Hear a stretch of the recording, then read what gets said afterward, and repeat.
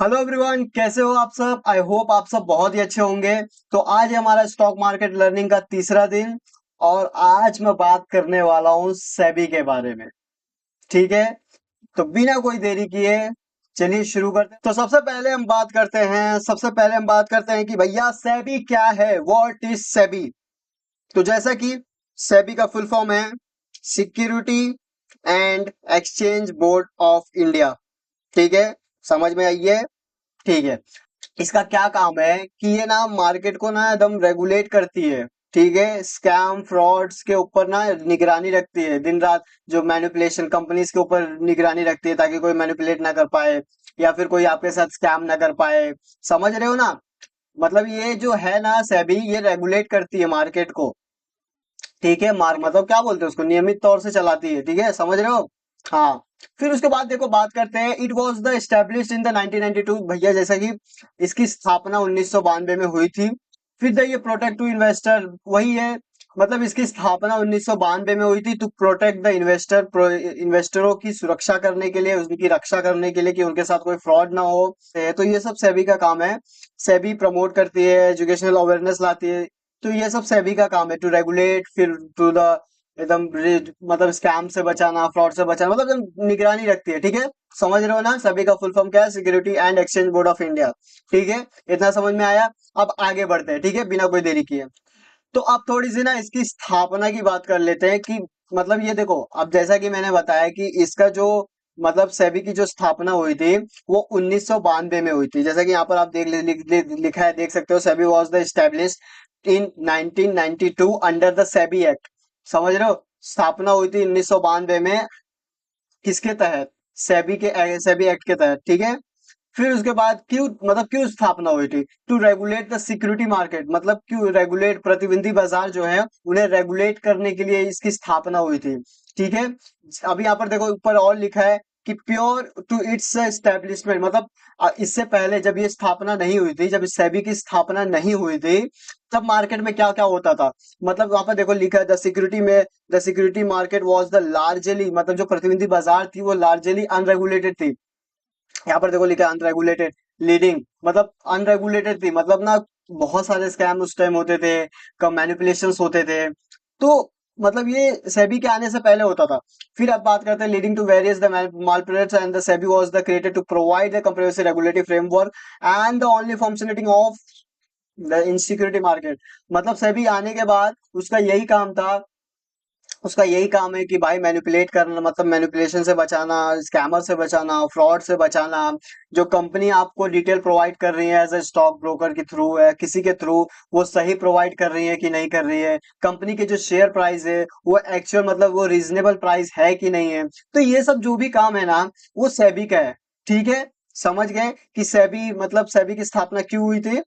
समझ गया ना। अब आगे बढ़ते हैं। तो अब बात करते हैं कि objective and function of SEBI. मतलब सेबी का क्या है, काम है भाई, क्या काम है, कैसे फंक्शन करता है, वही सब काम है। देखो अभी यहाँ पे ऑब्जेक्टिव, यहाँ पे जैसे आप बगल में देख सकते हो ऑब्जेक्टिव लिखा है, तो ऑब्जेक्टिव मतलब उसका क्या ऑब्जेक्टिव है, क्या काम है भाई उसका, सेबी का क्या काम है। तो यहाँ पर देखो लिखा है protect the interest of investor, promise the development of the security market and regulate security, ensure the framework transparency। जैसा कि मैंने कहा कि प्रोटेक्ट करना जो भी इन्वेस्टर्स होते हैं, जैसे कि आप मैं, जो भी रिटेल इन्वेस्टर्स है, जैसे भी इन्वेस्टर्स है, उनकी रक्षा करना, फ्रॉड से बचाना। फिर उसके बाद देखो यहाँ पे promote to development of the security market. जो प्रतिनिधि बाजार है उनको डेवलपमेंट करना, उनको थोड़ा नया मतलब प्रमोटिंग करना, नए डेवलपमेंट करना। फिर उसके बाद देखो रेगुलेट द सिक्योरिटी मार्केट। जो प्रतिनिधि बाजार हैं उन्हें रेगुलेट करना। फिर उसके बाद to ensure the fairness and transparency. ये सेबी ना इंश्योर करती है कि जो स्टॉक मार्केट है ना, वो एकदम फेयर और एकदम ट्रांसपेरेंट रहे। मतलब उसमें ना कोई फ्रॉड हो, मतलब जो भी आप देखो सब कुछ सही हो। अगर कोई स्कैम हो रहा है तो वो तुरंत जाएगी, सेबी पकड़ेगी। मतलब आपके लिए जो इन्वेस्टर्स होता है ना, उनके लिए सेबी एक एक कॉप्स की तरह काम करती है। कॉप्स मीन्स पुलिस, जैसा कि आप बात है, कॉप्स की तरह काम करती है कि आपको ना हर एक चीज से बचाती है, फ्रॉडगिरी सबसे। ठीक है, अब आगे देखो यहाँ पे क्या लिखा है नीचे, फंक्शन। अभी क्या फंक्शन है इसका, तो देखो, रेगुलेट स्टॉक एक्सचेंज, जैसा कि मैंने कहा, जो स्टॉक एक्सचेंज है उन्हें रेगुलेट करना। ठीक है, रेगुलेट मतलब पकड़ बनाना, अपने हिसाब से चलाना। ठीक है, समझ रहे हो। फिर उसके बाद इंटरमीडिएटरीज, इनका क्या मतलब होता है, ये जो बीच के होते हैं। इंटरमीडिएट मतलब जो बीच के होते हैं, बीच के मतलब जो जैसे ब्रोकर हो गया, या फिर कोई एडवाइजर हो गया, जो बीच वाले होते हैं, वो जो आपको ज्ञान बांटते हैं, वो जो आपको मतलब आपके आपसे संपर्क करते हैं, वो आपको गलत टिप्स तो नहीं दे रहे हैं, या फिर गलत जानकारी तो नहीं दे रहे हैं। मतलब ये सब भी काम ना सेबी का होता है, वो सब ये देखती है। फिर उसके बाद देखते हैं एंड द पब्लिक ऑफरिंग, जो मतलब कंपनी जो पब्लिक ऑफरिंग होती है, जैसे कि जो आईपीओ में बताता हूँ। जैसे कि आप कोई शेयर्स मतलब कोई कंपनी अगर जो शेयर्स अपने प्रोवाइड कर रही है पब्लिक को, वो सही कर रही है या नहीं कर रही है, तो वो सब देखने का काम सेबी का है। फिर register of the regulate and the various market participation and on the ensure the protection through और द वेरियस मेजर, जैसा कि मैंने बताया कि यही सब सेबी का देखने का काम है, रेगुलेट करने का काम है, पब्लिक को इंश्योर करने का काम है, भाई सब ट्रांसपेरेंट हो, ये हो वो, कि जो आपको प्रोवाइड हो रहा है, जो भी आपकी जानकारी प्रोवाइड हो रही है as a broker through, as a website through, तो जो सेबी मतलब अपना सबके ऊपर निगरानी रखती है, कोई भी स्कैम ना कर पाए। अगर कोई बंदा आपको गलत जानकारी दे रहा है, तो आप अगर सेबी के वेबसाइट पे जाके, अगर सेबी को पता चला कि वो आपको गलत जानकारी दे रहा है, तो भाई एक्शन लेगी उसके ऊपर। ठीक है, अब आगे बात करते हैं। अब बात करते हैं regulatories powers and responsibility of SEBI. यहाँ पर दो बार सेबी सेबी लिख दिया मैंने, सॉरी। तो यहाँ पर देखो, regulatory power of responsibility of SEBI क्या है, रेगुलेटरी पावर क्या है उसके पास, और रिस्पॉन्सिबिलिटी क्या है। तो एक एक बात करते हैं। यहाँ पे देखो, रेगुलेटरी पावर जो है, सबसे पहले जानते हैं कि रेगुलेटरी पावर क्या है। तो रेगुलेटरी पावर पे यहाँ पे देखो, जैसा लिखा है कि SEBI has the power to regulation, SEBI के पास पावर है रेगुलेट करने के लिए। ठीक है, रेगुलेशंस के लिए। फिर कंडक्ट इन्वेस्टिगेशन, मतलब सेबी के पास पावर है कि वो एक इन्वेस्टिगेशन कर सके। ठीक है, इन्वेस्टिगेशन चालू कर सके किसी के ऊपर भी। And the take of enforcement actions against entities that violate violate security.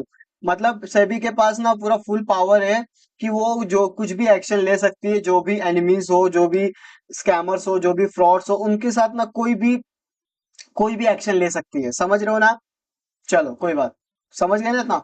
फिर अब बात करते हैं रिस्पॉन्सिबिलिटी। जैसा कि मैंने कहा कि पब्लिक को इंश्योर करना कि भाई जो मार्केट है वो एकदम सबके लिए एक ट्रांसपेरेंसी है, मतलब फेयरनेस हो, कोई किसी के लिए जैसा कोई मैनिपुलेशन ना करे।